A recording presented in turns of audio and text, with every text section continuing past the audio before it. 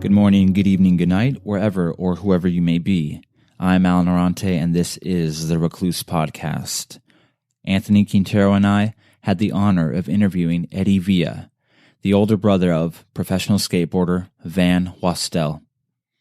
They first met when they were 3 and 6 years old and became brothers through their parents' new marriage. Van Wastell was born on April 22, 1984, and passed away on September 5, 2008. While on tour in Germany.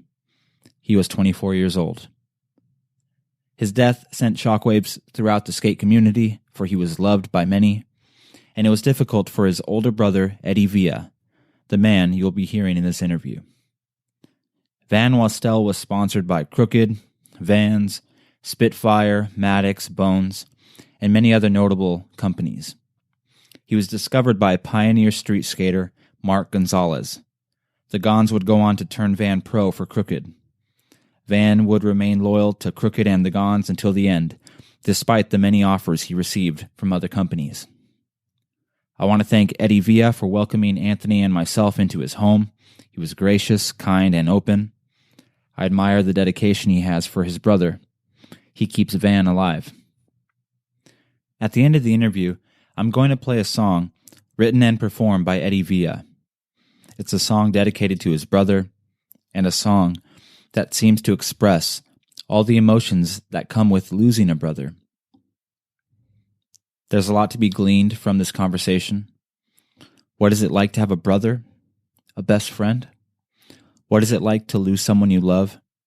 And how does life possibly go on? Thank you, Eddie, for your strength and for your perspective on these questions.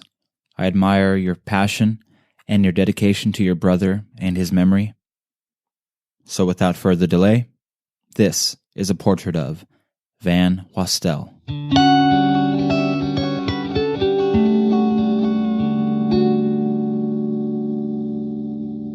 All right, we are officially on the record, and the date is January 19th. It is 2:26 in the afternoon. Who the hell are you? How the hell are you?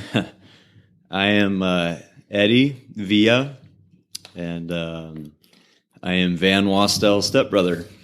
Mm-hmm. And I'm good, doing good. Thank you guys for having me. What year were you born? 1981. 1981. 81. Do you remember the first music video you can think of? Yeah, MTV. My parents split up in 1987, and my mom moved to Thousand Oaks, and one of the first videos, and she had MTV in 1988, and one of my favorite videos back then was Bon Jovi, "I'll Be There For You." Nice, dude. Yeah.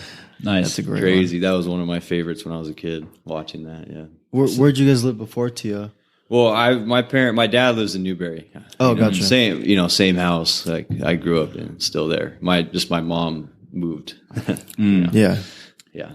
Yeah, so you were, 6, 7 when your parents split up? Yeah, 6 years old, yeah. What was that like? Because my parents split up when I was 4, so I can maybe relate on some level. Yeah, it was pretty rough. It was rough, yeah. Me and my older sister had a hard time, Yeah. Did you have to choose mom or dad, or did they? My dad ended up keeping the house and keeping me and my sister. So it was just the three of us. So, and that's the way he wanted it. I guess my mom was cool with it. She didn't live too far away at the time, So yeah, we just kind of me and my sister stayed with my dad. Once they split up, did things sort of smooth out? Things got good again, or was it turbulent for a while after? Yeah, it was just kind of, we just did what we had to do. My dad dropped us off at the babysitter and picked us up when he got off work. It wasn't too much longer to where my dad met Van's mom. Oh, really? Within a few months. Wow. No way. Yeah, because it was like the end of 87, it was over. And then February 1988 is when my dad met my stepmom. Yeah. No kidding. It was quick. And they got married? Yeah. They met in 88, and we used to go over they lived in Simi Valley off Tapo at the time. I was 6 and Van was 3. So I met Van when he was 3. We went every weekend from 1988 to 89, and they ended up moving in 89 to my dad's house. Yeah, so that's when we all became a family. Yeah. Did you like Van right away? Was there some warm-up process? Absolutely. He was so cool. Like when I remember going to Simi Valley, you know, as a kid, and I remember I always had a room full of toys, and I went there, and they had a 3-bedroom house, you know, all of them, and Van didn't have very many toys, and I remember thinking like, this is weird, and like he was 3, and he was already like on my level. You know, you see a 3-year-old that running around with a diaper. There was no diaper. Like I remember he was already skating the half pipe they had in the backyard. Wow, my older brothers had a 9-foot half pipe they built. And that was my introduction. The first time I met, because I had gone over there, like I think twice with my dad to meet Jennifer, my stepmom, and then I guess the third time or whatever, you know, it was like, oh, Van's gonna be there. You know, they're telling me you're gonna meet Van, and so she opens up the door of the house, and I walk straight through. You got to meet him. You got to meet Van. He's in the backyard. And it's at night, and there's the lights on, and I see Van. He's 3 years old, just going back and forth like this with a little red helmet. And it's still in my head. Like I still, you know, being 6, or I just turned 7 at the time. Still can see it in my head. It's very, and he was such a cool kid. He was always mellow, always laid back. Great guy. That's awesome, dude.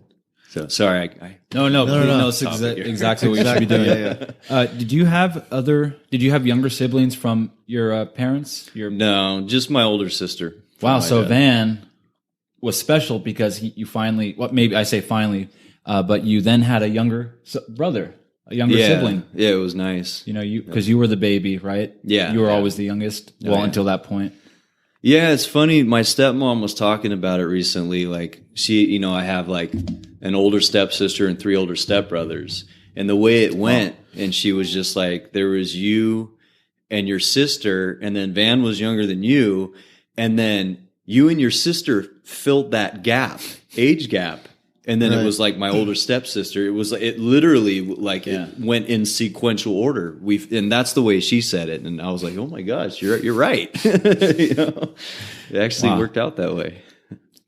Yeah. So you have a big family then. It sounds like you have like 7 siblings? There was. Like now there's 6 of us, you know, but like the Brady Bunch. Yeah.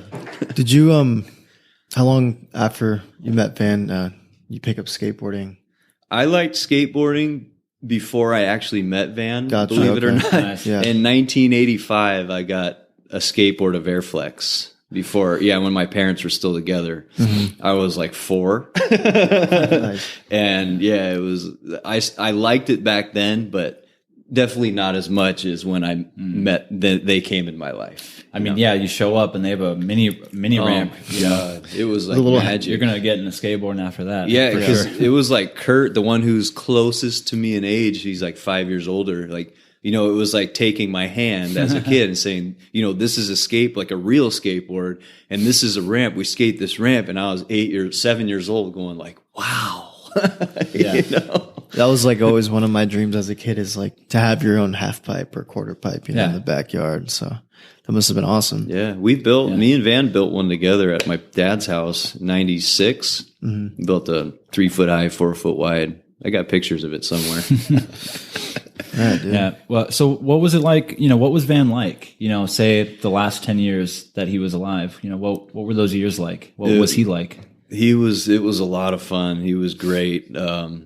He was just like on top of his game, busy all the time, you know, always going on trips. And we hung out. We actually got closer as he left. I remember in the fall of 2003 when he was really on Krooked. He left. He went to San Francisco.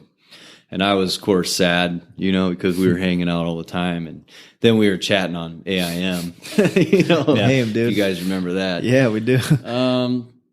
He was just like, the last 10 years was, I mean, that was like basically his whole skating career. Yeah. 98 to 2008, you know.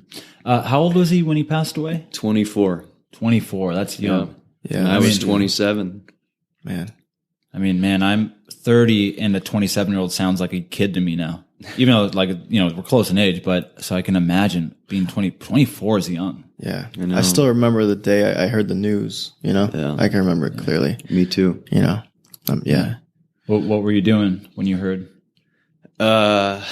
September 5th, I had gone over to my parents' house to take care of the dog and the cat, and it was like about 5 p.m. And Kurt called me up, the one who was closest to me in age. He called me up, and he was actually on his honeymoon at the time for his first marriage. And I thought he was calling me to say how awesome Hawaii was or whatever, but like I answered the phone and he was crying, and I was just like, and he said that, Van was dead, and I was just like, what are you talking about, and he was, at first I didn't believe it, but he was crying, and instantly I knew it was real, and I was by myself at the parents. I hung up the phone, and I completely fell apart, completely, and the first person I called was Van's old best friend, Mikey Taylor, when that happened. And I said, Mikey answered. I said, I don't know how to tell you this, but, yeah. Wow. And he said, he said, come over right now. So I went over there, and we were all kind of in a circle, just crying our eyes out. Man. So a bunch of heads came over, and you guys are just sort of we were all at Mikey's in Newberry, in the backyard. Yeah, it was a very sad time. Yeah, it was like Elvis dying and skating. Definitely. Yeah, it was bad. Yeah, there's shockwaves in the community. Yeah, his death reverberated on everybody who knew him or were touched by his skateboarding. Yeah. Yep. And you still do you still feel that pain on that level, or has it gotten easier it's over the past couple of years? I was having a hard time for about 7 years, and then really, I didn't get better until about 7 years after. That's when I started to get better. It took a long time. I've never personally experienced anyone close dying yet, but I've heard, Alan lost his grandfather, pretty recently. So, it got me thinking more, about it and appreciating people around me a lot more, even though it's never happened to me, I've never experienced it, but it definitely put things into perspective, having listened to what Alan went through and, others around me. I think it's a really good point. That's why it's so, I think, important to have these conversations, to hear your perspective on that experience, and just people who have experiences like that, because it gives others the opportunity to then see the big picture. So sorry to hear that, man. I know that it's a bummer. I can't imagine. It's one of the worst things and the most painful things that you and your family will ever have to go through. Yeah. It's rough. And, when they're famous, it's even harder, because I had MySpace at the time when he died, and I had about 500 messages from people all around the world, their parents, and it made me fall apart even more, really? Because I'd open it up and they would say how sorry they were for me and my family. And they said that if it wasn't for Van, their kid would never have picked up a skateboard. And I didn't know how to take that. So I fell apart. It broke me. He definitely, he shaped and molded my style, in skateboarding. Having seen his videos and stuff, definitely my favorite local skater, And then just the way he popped the board was so smooth and high, Isn't it crazy? You can hear it just, his style, everybody talks about it. It's just even my older bro, Kurt, he just said the balance that he had was just unbelievable. And he had pop. My oldest brother, Jeff, has that pop, like, or he did. No way. Yeah. It's a rare pop, dude. In the 80s, he could ollie over, like trash cans, like my oldest brother, Jeff. And Van was we noticed right away, like when Van started skating, like, we're like, you could just watch him. We're like, oh, he's got Jeff's pop. That's interesting to see. Yeah. Someone, in one of the videos you sent me, I can't remember who said it, but someone's like, those Wastell, guys, like they just all have the style. And it's just a noticeable style. Yeah. There's a lot of interesting things that I was hearing in those videos. Like a couple people said it, he would, for ordinary skaters, obstacles would like prevent you from hitting a spot. But like Van, his style was to somehow get around it, go over it, go under it, like just figure out and make it a part of the line. Oh yeah. And I thought that was cool. Famous Jim Thiebaud quote. Yeah, that's good. Yeah. He's right. Yeah. His choice of tricks and, the things he would choose to skate, like definitely opened up a whole world to a bunch of people, Yeah. Like. Absolutely. Yeah. He, towards the end, he changed his skating. I don't know if you guys noticed, like the last 2 years he was alive. I had a talk with him about it too. And like, he had told me that he was kind of done skating rails. He was over it. As you can see, all the later stuff, the way that he liked skating at that point was he was just cruising. And he told me when they went to New York to film Krooked Naughty in July 2007, they just, whatever was there, they skated. Didn't matter what it was. And that was what he liked. Like, he liked doing that with like Dandra Hobel and Bobby and Mark. Just roll up to whatever you see. Like, it doesn't matter what it is. Like, that was his thing. Like, he just would make something out of nothing. Yeah. Like I saw a clip. It looked like Venice to me. Those Venice ledges. Oh yeah, the sand gaps. Yeah. I want to say it was Venice, but he did this cool trick at like those ledges. There's not too much you can do with them. Well, to Santa Monica. Yeah, Santa Monica. I know what you're talking about. But he like kick flips over it, but steps on it. I don't even know what you call it. Steps on it and then lands on one foot. Yeah, that's at the sand gaps. Yeah. Yeah, I thought that was sick. Like just super creative. Like all it is just like step off and then step back on. Yeah, just like a cement block. Normally, what are you going to do? Maybe kickflip off it or something. But and I'm wondering if he knew he was even going to do that. It didn't look like he knew he was going to do that. He just like jumped and like it happened. He did that in New York too. And it's a clip that the angle didn't make it in his naughty part, but I have it, and he actually does like kickflip, step off, and then body varial or something. Yeah, same type of thing. Yeah. He could do anything. Crazy. Yeah. What you were telling me something yesterday, Anthony. What you said you witnessed something at Borchard. Someone was talking about Van. Yes, it was I remember when I was a kid. It was like a couple years after he passed, and this kid, like, I don't know who the heck it was, but he wasn't really, he was kind of talking trash on his style. On Van style, and I remember Leach was there, and like Leach just like shut this kid up. He was like, "You ever mention a fucking word about Van, I'll knock your fucking teeth out. You shut the fuck up." Leach was his good friend. That's why. It was. I was like, whoa, like first off, and you witnessed that. Yeah, that's amazing. And you knew who Van was. You knew who Leach was in that exchange. Yeah. I'm not close to Leach, obviously, but like just growing up watching him, and everyone else skate the park. Yeah, it was pretty cool. Just shut this kid up. That was funny. Yeah, I like how people also describe Van's style was that he just kind of would float, like make something as simple as an ollie or a kickflip, like just majestic, Yeah. And some people never achieve that, like in their career. They can do crazy stuff, but it never looks effortless. It never looks like majestic. Right. What do you think? That's just luck? I mean, do you think he worked for that kind of style, or that's just how he was? No, he was just blessed. Like some people, like Toad said about Cardiel, like some people are just blessed and touched, and he was blessed. Like that was what God gave him, a gift, and he put it in his feet. Put it that way. And I used to skate behind him. My dad's house is right next to the skate park, Yeah. And we leave and I'd ride behind him, and I would try to like copy his style, like how he was, riding. And like, I would try and I'd feel his style when I'd be behind him, and then I'd try to ollie the same way, and I could do it and I'd be smooth, but it would feel not my balance. Yeah. So.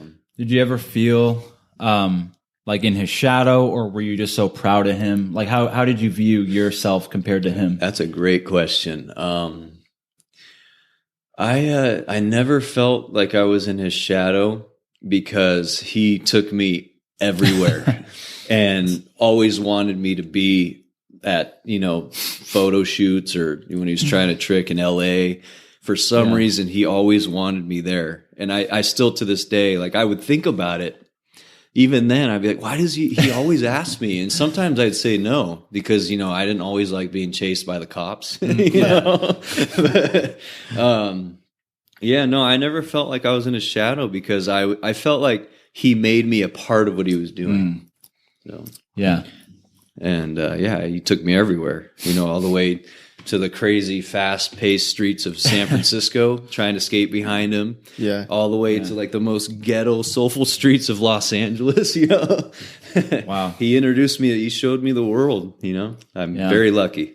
So, did a lot of relationships you have now, are there relationships you have now that are because of Van? People people you talk to regularly?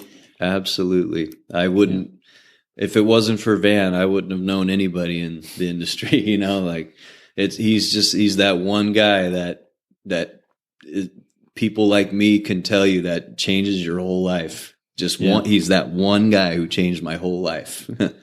So, absolutely. Was he, how would you describe his personality? Was he funny? Was he smart, quiet? Like, how would you describe him? He was like really smart. He was quiet, but he was very intelligent, and he had a sense of humor that was like unbelievable, that he would catch you off guard real quick. And, Mike Anderson knows what I'm talking about. The sense of humor. Mm-hmm. Actually, a lot of people that were in the circle know they know. Oh, I know what Eddie's saying.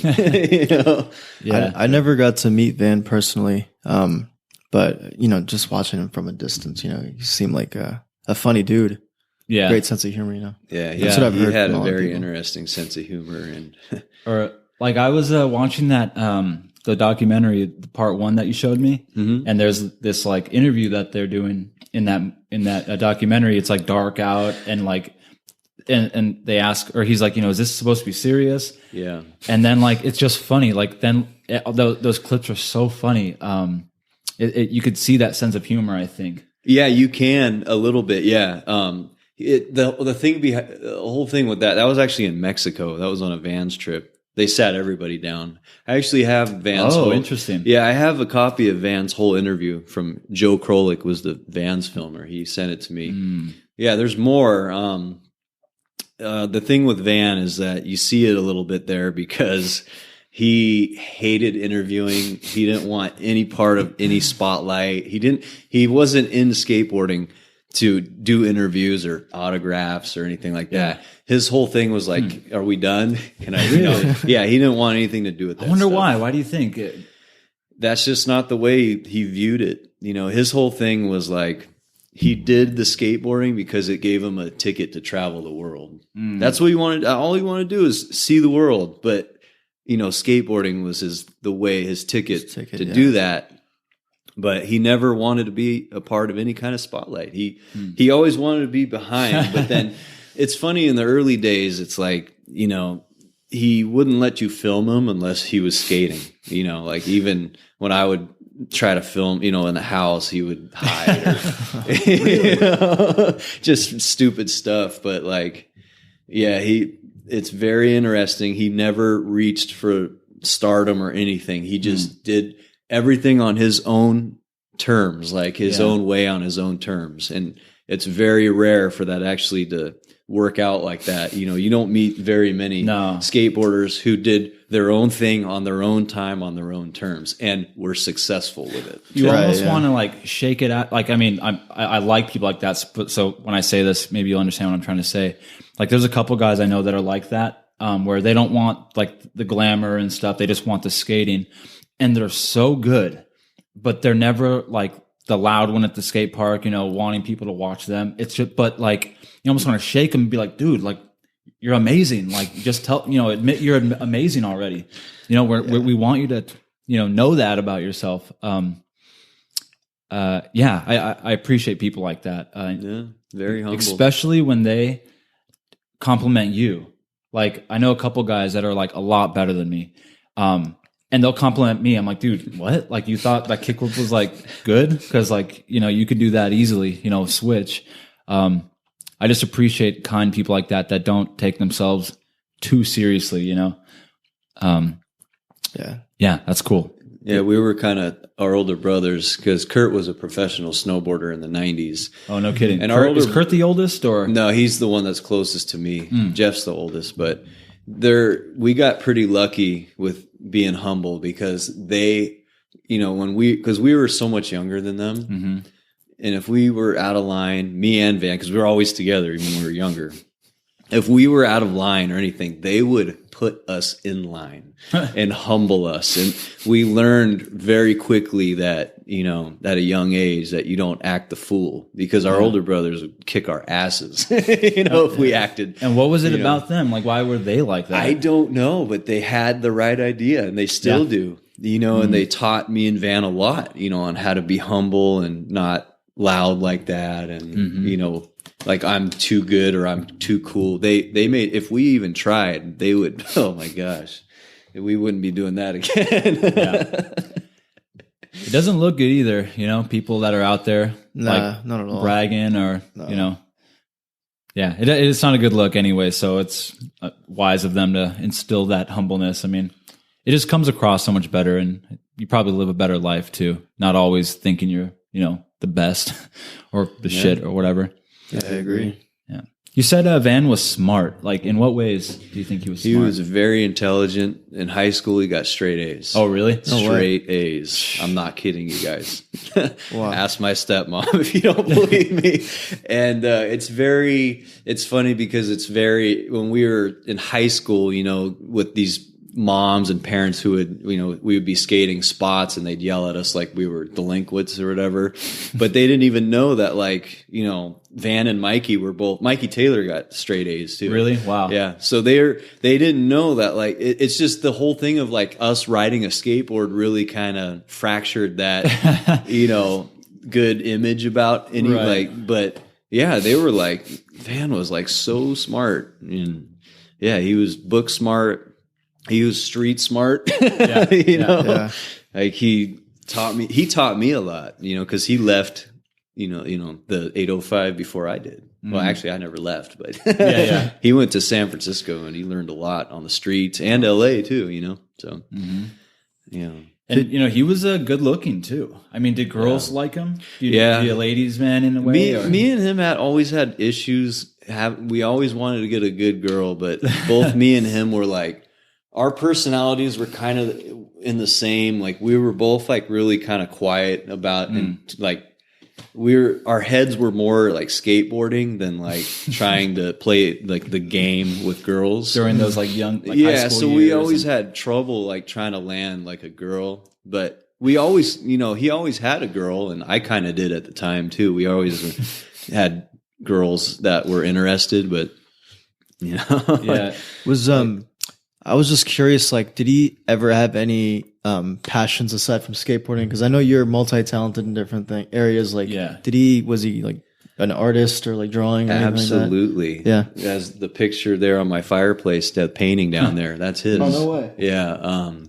He was he did art, painted. He played guitar with me a lot. He was really good at piano. No way. Really good at piano. His dad lived in San Francisco, you know, back in the early Krooked days. And his dad had a piano in the room downstairs. Every time, even when we were in elementary school, every time I'd go to my mom's, he'd go to his dad's for Christmas. Oh, and he'd go there and his dad would teach him a song on the piano. His dad's phenomenal piano player. Rich Wastell. Yeah, phenomenal. Oh, he helped us write that song that we were going to put in his Chronicles part, you know? Yeah. So he did art, music. he really liked not a lot of people know this, but Mount Boney, he would hike Mount Boney by himself. No way. Yeah, and he knew all the plants, everything to do with nature and animals. Like, no one knows that, you know, they just see him as a skateboarder. Skater, yeah. But he was very intelligent. He was very cultured, Yeah. you know, and it's a trip, you know, he would go take pictures of plants and stuff like that. And not a lot of people, like, you know, would do that. Yeah, Definitely, yeah. So he could have done whatever. Do you think he could have done whatever he wanted almost? Yeah, I mean, I'm sure after skateboarding, he wouldn't have had a problem doing anything, whether it's starting a company or doing because I have an older brother, like second oldest. He was like a wildlife biologist, and he took Van with him on a couple things about a year before Van died. Yeah, he took him with him in Colorado. Van loved it. He helped him out. It was amazing, you know. Definitely into that stuff. So you never know. We, like my stepmom and me said, you know, we never know what would have happened. You know, if he had lived, and we don't know what he would have done. It would have been nice to see it. Definitely. So Yeah. Do you have like any old clips? I know you said he doesn't like being filmed, but like of him playing piano or like drawing or painting or anything like that. I don't have any video clips of him painting, but I have pictures of a lot of his artwork on my computer. Pictures of him playing the piano. I got a couple clips of us in the studio from when he was doing it. He was working on his Krooked Chronicles part. His major label debut. Me and him had a song that we wrote together, and then Dan Vellucci, the guy who made Chronicles, you know, came to the studio in San Francisco with us, and there's some clips that I have of that. Nice. Actually, I made a music video of it. It's on YouTube. Oh, word. Yeah, I saw something you're playing. I think you're playing that. That's the same guitar. Yeah. I also made a rough cut of what his part, because Dan Vellucci, when we recorded the song in San Francisco, and it took us like 3 hours. And after that, we got the song, we got the master, we went straight to Dan Vellucci's editing room. Dan uploaded it. He like mocked up a part of like, you know, what it was going to look like with our song. And I never got a copy of it, but I just saw it. And so I just kind of retook his Chronicles part from what I remember, and I put our video parts, because it was going to be like, you know, that's what Van wanted. And Mark was down for it. Mark said, absolutely. But it ended up being Cheech and Chong. That's what Deluxe chose over ours. Oh, yeah. I think he skated to Eric in My Eye or whatever, like that Up in Smoke song at the end. Yeah, they ended up putting that in instead of our song. So I just went back, I don't know, 2-3 years ago, it'll say on YouTube, and I just kind of remocked what it was supposed to be with our studio footage and the song. Yeah. So I have a couple clips of him playing the piano from that time, but, you know, I have pictures. Yeah. That's awesome. So. Yeah. You had said something in, I don't know if it was the documentary or if it was the 5 years after video. I was watching that today, and you had said, which sort of, I think, demonstrates that he actually was like a kind person. You said something to this effect. When I was broke, he put money in my hand, gas in my truck, bought me lunch, gave me clothes, skateboards, and shoes. And I wondered, how could I ever repay you for all the stuff you've ever done for me? And he looked at me and said, that's what brothers are for. I have your back just like you've always had mine. What do you think about that? He said that to me, that quote, exact quote. He said that to me about 2 weeks before he died. Really? In my parents' living room. So, yeah, because he constantly, when he was writing for Maddox Clothing, they would send him boxes all the time. And he just give me clothes all the time. Like, I was working at Val Surf. I was making $10 an hour back in 2008. You know, nothing. Yeah. Like, you know, I was renting a room, hardly making ends meet, and there he was. He's always there to save me. I mean, what would you say, Van, you know, it's just been a hard week, like, you know, or would he just offer if he kind of noticed in you? I didn't ask. He just kept giving me stuff all the time. But that, you know, that had gone since he got on Krooked. I never had to pay for anything, you know. But I was, you know, at the end, you know, like we were sitting there, and he gave me some more of his, some more stuff. And I'm just like, that's when I, talked to him about it. I said, dude, I could never repay you, man. Like, for everything you've done. I'm glad I got to say that, because it was like right before he died. And that's when he looked at me and he was serious, and he said, that's what brothers are for. I've got your back just like you've always had mine. And I've always had his back, with everything. And, to whatever I could have his back with, Yeah. So, yeah. He was very generous. I mean, it wasn't just me though. Like if you were his friend and he let you in, like you were going to get hooked up. And ask Mike Anderson. Mike Anderson will tell you the same thing. Did Van come up before Mike Anderson? Oh yeah. Van brought Mike up. Really? Absolutely. Well, Mike Anderson's still popping, right? Isn't he? Still going. Yeah, absolutely. He's pro? Yep. Been pro on Krooked. They turned him pro after Van died in 2010. Wow. He took Van's spot. Yeah. No kidding. Yeah. 2010. No kidding. Yep. Yeah, he was. I wasn't there myself. Did you happen to go to the West Park fundraiser? No. Did you hear about it? I did, but I didn't go. Yeah, I heard Mike Anderson was there. Yeah. They all told me about it, but I work 2 jobs. It's not easy for me to. I didn't get to. I mean, we were on set shooting something for him. But I heard it was really good, and I heard Mike Anderson was there. Yeah. That's cool. I'm always telling him, and I think about my own brother too. If I make it somehow in something, like I'm going to hook you up no matter what. Yeah. Like I'm not going alone, and it's kind of cool that Van got to sort of live that actually. Yeah, I was along for the ride. I was always there. I couldn't get up there because of work, but. Only 2 times I went up there, but mostly in LA. I just jump in my car. Let's go. Yeah. So you actually got to go on some skate trips with him? Yeah, just like around here, Missions, LA, anywhere like, down south and stuff like that, or up north. That wasn't too far. Do you remember those car rides? Yeah, absolutely. Being in the car for hours. Yeah, about an hour or 2. He hated traffic. I'll tell you that. He was very mellow, and not a lot of stuff bothered him. But one thing that really bothered him was the 405 traffic.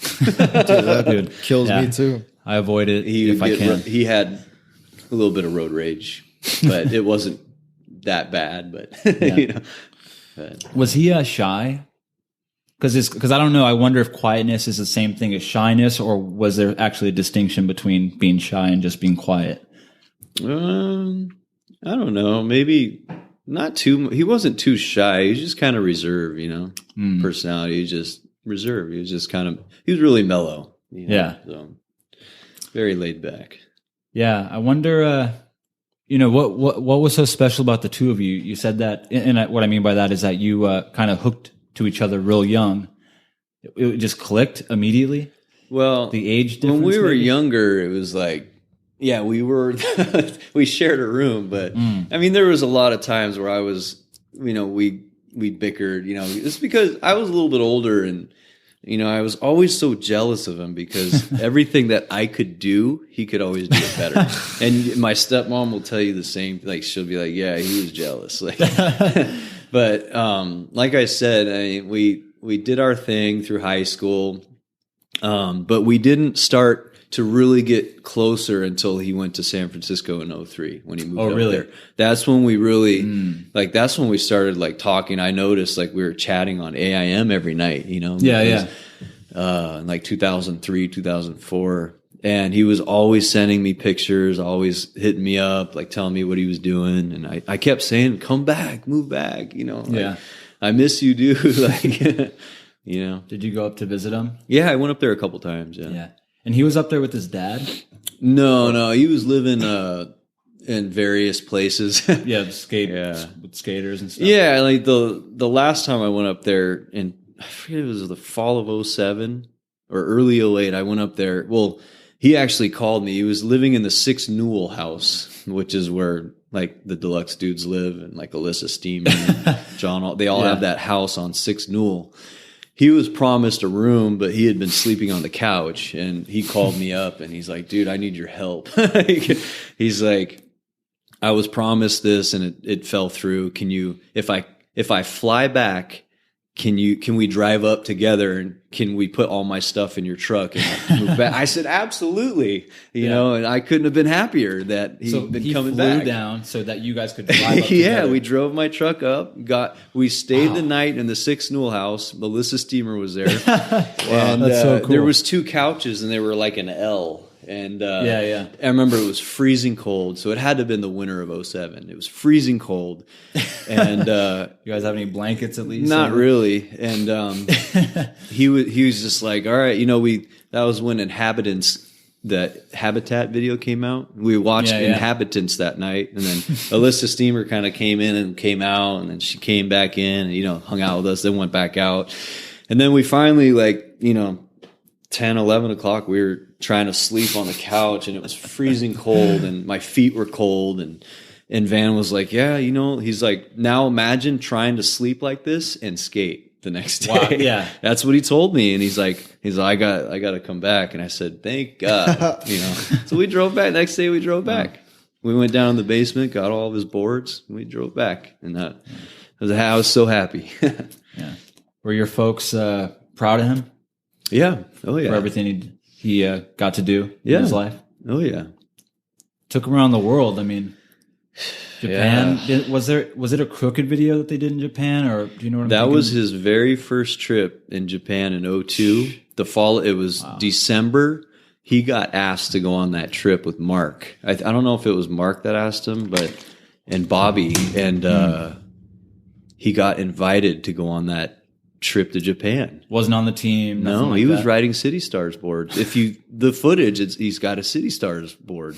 Oh wow! Yeah, I didn't notice in that. the actual magazine spread, he's got a City Stars. for a Krooked advertisement. It was like Krooked in Japan. I actually have the magazine, and he still had City Stars at the time. He didn't get his. He actually got his first box in right around Christmas of 02. Because I have a picture of us that my older brother Kurt. He did like a selfie like that, and I'm sitting here, and Van's sitting next to me, and Van's wearing his first Krooked hat in Christmas of 02. Yeah, that's cool. So Japan. He got asked in that 02. Yeah, he was still on City Stars right before he quit. Was he in City Stars? The video? What was that? No, he wasn't in Street Cinema. Street Cinema. I think he arrived too late for that. I do have some clips that he was filming for it when he was wearing the City Stars shirt that nobody's ever seen, but it never made it in the video. Yeah, we used to. That was one of the first skate videos I ever watched. We used to just watch it over and over. Yeah, that was a good one. Street Cinema. Yeah, that was a great one for its time. And Kareem Campbell. I can't even believe Kareem Campbell's on there. Yeah, Mikey, was a big deal. Paul, Justin Spanky. Case. Man, such a good video. City Stars was a local company or what? Why are all these local people? Kareem Campbell, he started it. Is he from the area? I think Kareem is L.A. maybe. I don't know. Yeah, he just found these young Long Beach, cats LA. from Yeah, around here. It's He interesting. started it, and then everybody was on. I think Van was like one of the. Even Spanky, I think, was on. Yeah. Van was the last of that crew because they were all a crew at the time. Van, I think, was the last to get on. Yeah. We were sitting on the couch one night, or actually, I was sitting at the counter, and Van was sitting on the couch. Old, house phones. He was calling Kareem Campbell over and over again, and he was stressing out. And I'm like, why don't you just leave Kareem a message? That's my logic of like, I'm 20 years old telling Van, well, just leave him a message. And he's like, you don't understand.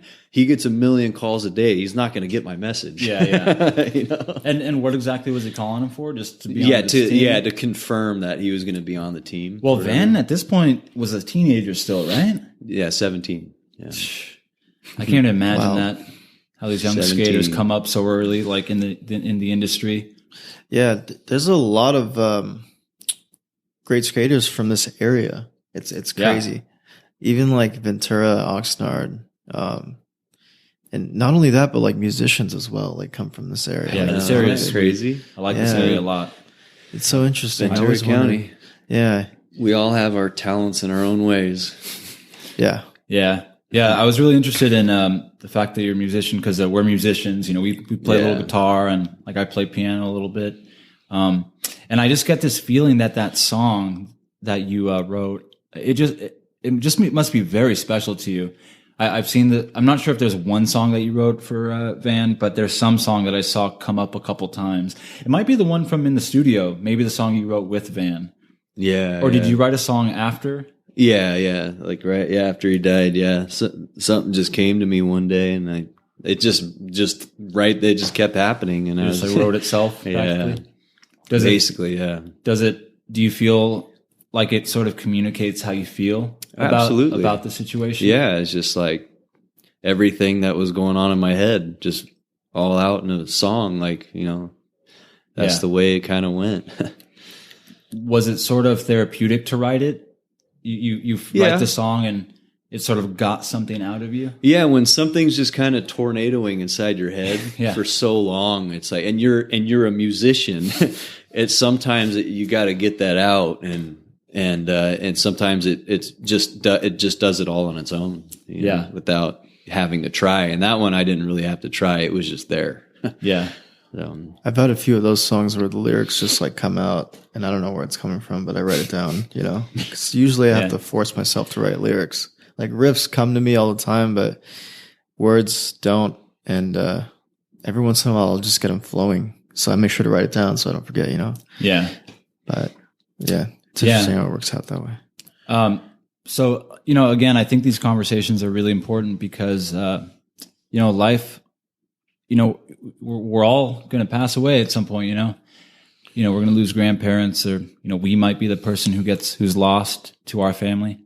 So I would just ask you, you had said something that was really deep in, I think maybe the 5 years after video. Is that the video where there's it's sort of black behind you? Yeah. You had said something, you'd said that, you said, I would have rather it be me gone. Yeah. Instead of Van. Oh yeah. And you meant that? Yeah. Back then. Yeah, absolutely. Like what does it mean?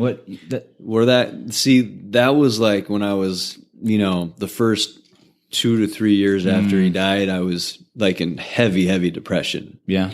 And, the way I looked at it was like, well, he had a lot more going for him than I did. I never, when I was like working at a skate shop, and he was established, and for him to go, it's a bigger deal than myself. If I would have went, maybe a small amount of people would have been sad. That's the way I looked at it. But for somebody like him, who the whole world loves, like that's what all I could think about is I would have rather it had been me than him.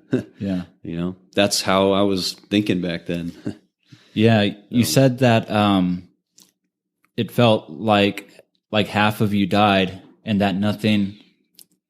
I don't know when this interview was, but you had said that you felt like half of you died, and that nothing could fill that emptiness. Yeah. Do you still feel like that? Not entirely, but somewhat. Yeah.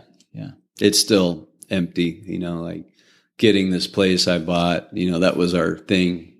The last month he was alive was. He really wanted to get a 2-bedroom, and he was pushing for it hard. That way I could be, taking care of everything while he's going on trips and pay the bills. But yeah, it's coming in here, 2-bedroom, 10 years later. It's like, it was hard.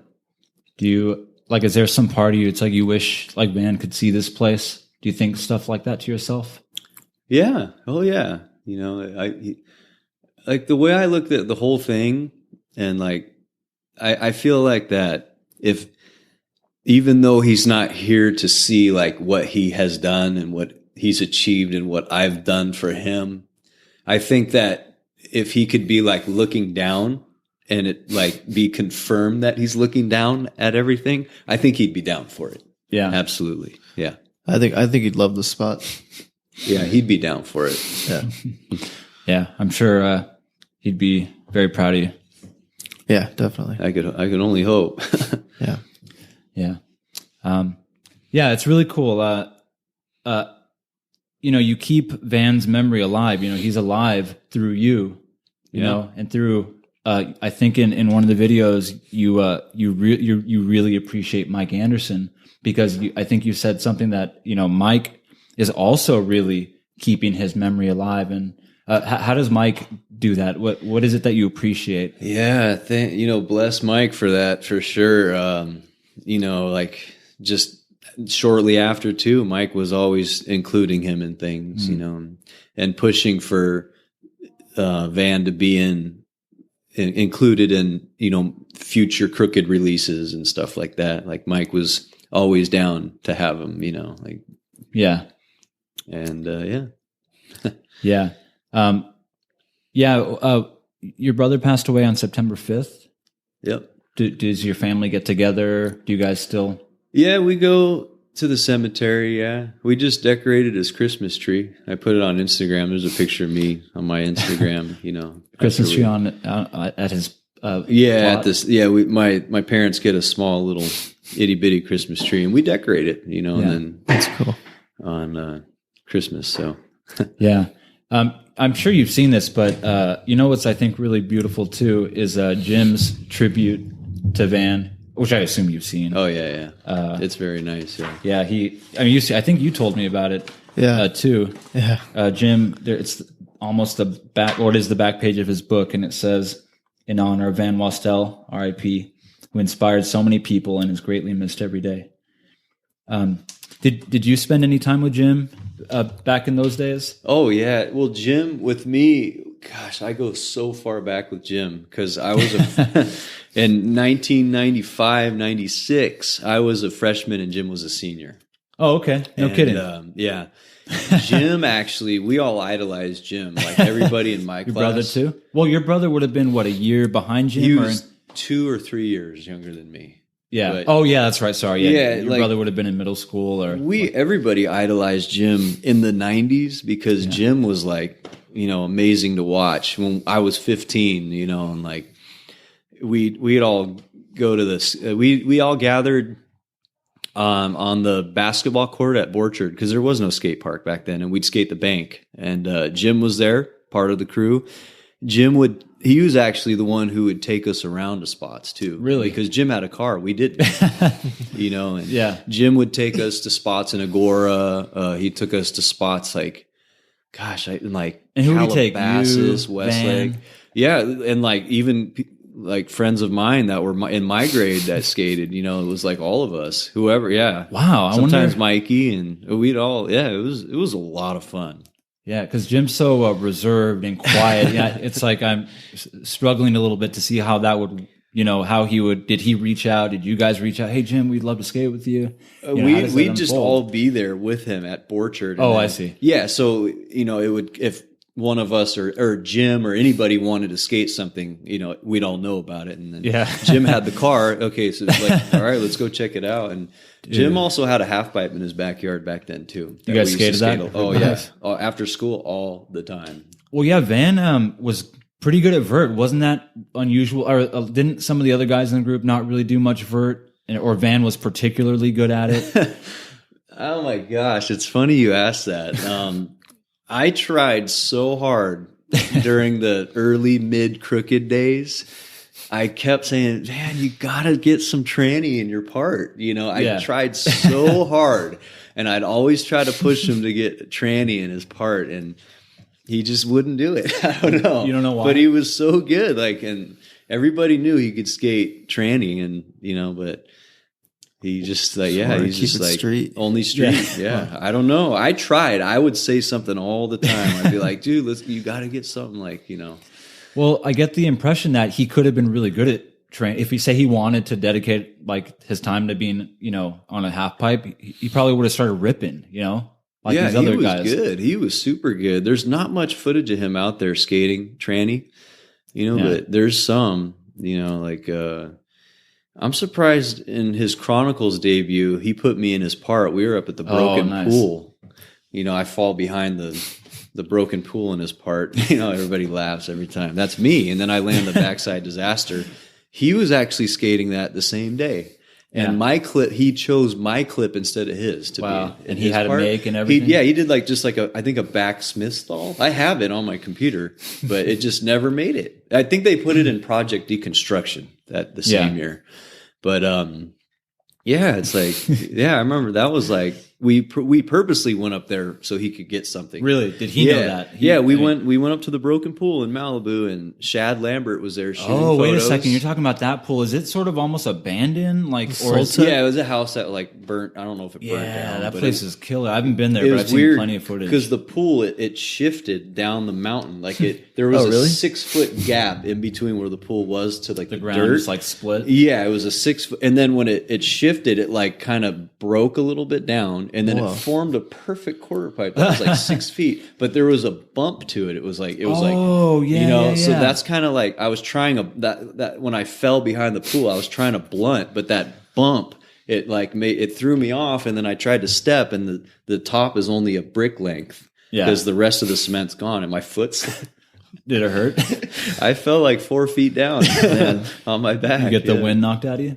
I got lucky. I didn't get hurt too bad. Is that pool still there? I don't think so. No? I Is heard this- it's not. I haven't been back since. That's the Soltec one? Everyone calls it? No. This Oh, was okay. called the Broken Pool that Mark mind. Gonzales had skated way back then in like 04. No That way. He kind of told Van about. That's why we went there like 2 or 3 times. Secret spots. Had you met Mark Gonzales? Yeah. Oh yeah. He was, because I'm not like a big skate nut. As much as I love skating, I'm not that big of a skate nut. But isn't Mark Gonzales, he was like one of the first guys to, not maybe the first guy to do it, but didn't he popularize like board slides on rails? I thought he was doing stuff like way before anybody was doing it. Yeah, he did a lot of things before anybody. What was that San Francisco gap? They call it the Gons gap or something like that. He Yeah, was Gons the first gap. one to ollie that. Yeah. But yeah, He introduced a Mark lot of- is just his skating's on a different level. Best Yeah. all around, you know. Would you credit Mark Gonzales for giving Van his break, or did somebody else give Oh, Van it a was break? all Mark. Really? It was Mark. Van and Mark found each other. And the way I've always said it was like, I don't know how it happened, but they found each other. And like on that, when he got invited to that Japan trip in 2002, they found each other, and it was like fate. I believe it was fate. Because Mark, he came back and he was like, I think Mark likes me. I think Mark likes me. And we were like, no way. You know, that was a big deal back then. Like, Well, Mark must have been huge back. I mean, he's huge now, but he must have been huge back then. because he was like transitioning from being on real skateboards to starting Krooked. Right. You know, so yeah, Van said that Van and him got along great. He loved Van's art. He loved Van's ideas. That's what Van told me when he came back. And I couldn't believe it. I said, no way. And he's like, I think he's going to put me on. He's starting this company called Krooked. And it's like this guy, Bobby. It's just me and Bobby and Dan Drehobel. I think he's going to put me on the team. We're like, no way. All of a sudden a box shows up, Krooked gear. We're like, what? Like, it was too unreal. Like, I couldn't believe it. And Mark absolutely loved him. And when was that? How old was he met Van around this time? Van was 18 when he got on Krooked. Yeah. Wow. Still in high school? No, it was the fall of 2002. He graduated in June of 2002, so it was the fall of 2002. Wow. Dude, how perfect is that? Getting a break like right after high school? It was finish like, school? It was the perfect situation. And from that point on, from like 2002, 2003, you know, in the next couple of years, you wouldn't even believe Mikey Taylor's companies, like Seek, when he was on Santa Cruz, when he was on Seek, companies like that. They would bombard Mikey to talk to Van. Really? Say, talk to Van. We'll give him a board right now. And Van would not do it. He was dedicated to Krooked. He was loyal to Mark. No kidding. And well, he was loyal to all of his companies. Right. He would never burn bridges. And that I respect. I mean, you know, was there some part of Mark maybe like, hey, maybe you should do this. Like, maybe this is a good opportunity. Or Krooked was just still so like killing it that there's almost no reason. Honestly, I don't think Mark knew. Really? I don't think Van, you know, this was just like. Well, yeah, these companies probably they don't were want talking him to know. Mikey like directly. Yeah. To talk to Van, but I don't think Van would tell Mark about something like that. But no way. There's no way Van was going to leave a perfect situation. Yeah. Because like with Mikey's thing and his companies like Girl Chocolate, all the big ones, they're like, there was high expectations, you know, and for, you know, you got to skate these big rails and all that. They had expectations. And the one thing about Mark was that there was no expectations. It was like, show up, we're all together. It's a family type thing. Skate whatever we come to. And if you get a trick, cool, like no worries. Like But like, Girl in Chocolate and all those guys are like, all right, you got to, backside flip a 12 stair or like, big flip lip a freaking 10 stair rail. You have to get it. And like, there was no type of, that's why Van didn't want to leave. And Van was very smart for staying with Mark. So that it sounded like a top down thing where Mark's attitude towards like the industry or the skating in general was like, just be you. Let's just show up. Whatever we get, we get. Yeah. Compared to, especially now, I mean, God, do you ever wonder how Van would fare now? Say, with the current state of the industry? It would have been up to him. He could have still been on Krooked, because Bobby and Van and Bobby were the same time. Yeah. It would have, they were on at the very beginning together. And it would have been up to Van if he wanted to continue at this point, because, his style was too amazing that it would still be, they would want it. Yeah. I liked, there's a lot of clips. Again, I wish I could remember because I watched a bunch of videos, but someone, maybe it was you, was kind of joking about how, no, it wasn't you, but they were joking about how like, Van made varial flips look cool. Oh, and then there's Mike. A little montage. Yeah. Then there's a little montage of just varial, maybe 5 tricks in a row. Like, but it was cool. I mean, he would varial flip sets, like from the top of a hubba, like into the bank of a hubba, like it was sick. And I personally actually never disliked varial flips. I don't know where that comes from. Well, he made them look good, which is, you can see. Yeah. Some people, they look terrible, but he made, like, when you watch it, you're like, wow. Yeah, it almost looks like a tray flip. It looks like a half of a tray, which is kind of what it should be. But like his style of the varial flip looked like half of a tray flip, where you almost fooled for a second. But instead of a tray flip, it's a varial flip. Yeah, I think that's great. Varial flips don't get the credit. I know. It's cool that he kept them alive, because they do get a lot of hate for some reason. I don't know why. Yeah, he could do whatever he wanted. Just like Mike said, he could do whatever he wanted. He was the exception. Mike is just spot on with that, 100%. Yeah, I don't know if it was Mike. Someone said something funny, like the first day they skated with Van, he like kick flipped on a ledge. I think he knows Manny too. Kick flip knows Manny. This guy, I can't remember who it was like, oh, ever since I saw that kickflip, like, I think he must have said I knew like Van was special, or that was the best kickflip I'd ever seen or something. And it's just funny that someone's trick will sear someone's mind like that. Yeah, Ryan Leach. Yeah. He said was it Ryan? Yeah. And Ryan was right, because back in 98, when Van was really starting to skate with us, 97, 98, it was the time that Ryan saw that kickflip. And I remember that day. I think were you there? Yeah, I think it was a kickflip at across the street from Borchard, like at the shopping center where Albertsons used to be in there. It's like Trader Joe's now. I think he did it. I think it was over there. I'd have to ask Ryan, but I think it was, if I can remember correctly. It looked like a little mani pad almost. But the one in the video is different, because I see. Krooked we didn't have anything to work with except for Steve Ireland's kickflip nose manual, which is, I don't even know where that was, but no, that wasn't the clip. No one filmed it that day, but I think it was across the street from Borchard at that shopping center where he kickflipped up that curb, if I remember correctly. Yeah. What, you don't have to talk about, I know you're trying to get a hold of Steve Ireland. That guy seemed pretty special. He was filming everybody back in the day, just in case. Mikey Taylor. Right time, right place. Paul Rodriguez, too. Paul, P-Rod, when he was a kid. Filmed Abe. Jim Bates. Filmed Anthony Van England. He filmed Rob Deerdick. Oh, wow. Yeah, I mean, just right time, right place. Time. Yeah, he started with all of us.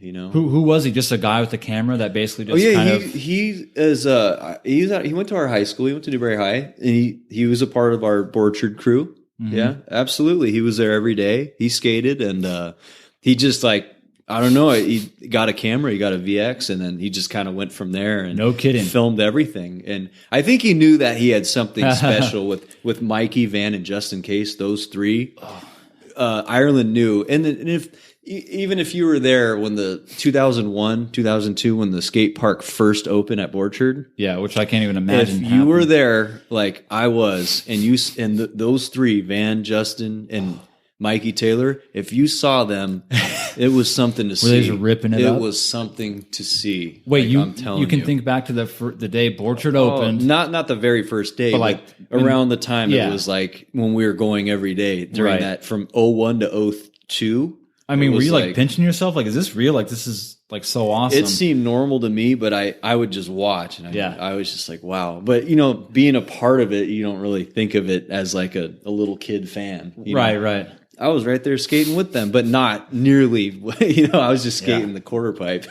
Man, I can't even imagine Board Trip not being there. It's like just in my mind as like infinite, like it's just been there forever. Since the dinosaurs. Yeah, 20 years. Yeah. It's well, almost. No, 2001. They started 20 years ago. I got a cool picture of me and Van when they were building it, when it was still kind of dirt and they kind of had the hubba shape. Yeah. I bought a disposable camera. Oh shit. That's good. And I had a disposable, and we would go there because we lived right next door, and we'd take the dog for a walk and I took a bunch of pictures of the progression of it. And I actually, because I took a picture of Van, I still have it. It's a picture, not on computer, but he was walking the dog, and I got a picture of Van, with the skate park and, with like tarps and everything. And then he got a picture of me that I just finally put it on Instagram, like within the last 10 of my posts or something. Yeah. Just holding my board, and I'm standing in the dirt where the park is now. So wild. Yeah, I know. And they're expanding it. And that apparently. was 2000, and it's 2020. That was 20 years ago. So. Yeah, and they are expanding it. I hope I don't know. Do you know anything about the expansion? Yeah. Unfortunately, they're going to have to tear it all out. Yeah, that's what I was wondering. Are they going to demo it? Yeah. Really? I don't want that, and nobody else does. I think just an expansion would have been nice. If you want to build around it. I told them build behind, but they said they have to get rid of it because the foundation's kind of janky and whack, and there's really nothing they can do at this point. They have to tear it out, they said. Bunch of history sort of as much memory. Oh, yeah. I I got pictures of Van there. Like, you wouldn't believe it. Yeah. That's going to be cool, though. It just sucks it's going to be closed. Like, then, you're not going to be able to skate until it's done, which will take years probably. We're probably going to be I'm the dads only by one that who time. took pictures of the progression of that place. Oh, really? Apparently. Yeah, my buddy runs Orchard Park, and I just dropped off my camera roll to him. Apparently I'm the only one who took pictures. Yeah. The making of that skate park. So, for people out there who maybe are going through something like what you went through with losing your brother, what has helped you over the years? What sort of, do you have any strategies? What do you say to yourself to kind of get you over the hump, to get you through this? I figure you're still working on it, I'm sure. Yeah, it's a never-ending process. It's just like what's helped me is being in touch with everybody, and a lot of his photographers and filmers sent me just unlimited amounts of his content, and I really kind of you got to find something that you like to do. And like, I discovered video editing when I started getting all of his clips, and I started making these tribute edits in 2012, 2013. And I had never filmed really, except for a couple times when we were kids with Kurt's camera. But, it's just like I found something, like I just all of a sudden I started making these tribute edits and putting them on YouTube, and I didn't know what I was doing, 2013, 2014, from that point on. And then the reaction I got from everybody, and then I'm just like, oh, wow, this is actually kind of fun. It's like it's taking, even if I'm video editing music videos, it's like you got to find something that really kind of takes your mind off of the darkness, that you can put your emotions on, and like, and obviously for me, like my job saved my life too. The post office, it saved my life. It's. And why do you say that? Because it's like, when you deliver mail and packages to buildings, you're constantly, every second of all day, going through papers and trying to make sure you have the right address. It's like, I'm telling you, it's very encompassing, and it's like all you want to do, and you don't have time to think about anything else except for getting this box upstairs to these people and this mail all day long. And it's like, And it kept your mind. Yeah, it keeps you spiraling. Absolutely, and it's all I want to do. So you got to find something that you enjoy doing, that won't that you can put in front of everything. It's hard. It's easier said than done. But and with because I lost my grandpa in 2016. He was like my father. And it was really hard for my mom. It basically destroyed her. I cried. He died of cancer. Of course, like, I'm very sad, but I'm getting through it. But I have some video of him when he looked healthy, because he died of cancer. He looked healthy, and it reminded me of all the good times, actually, because I forgot. Maybe you can relate.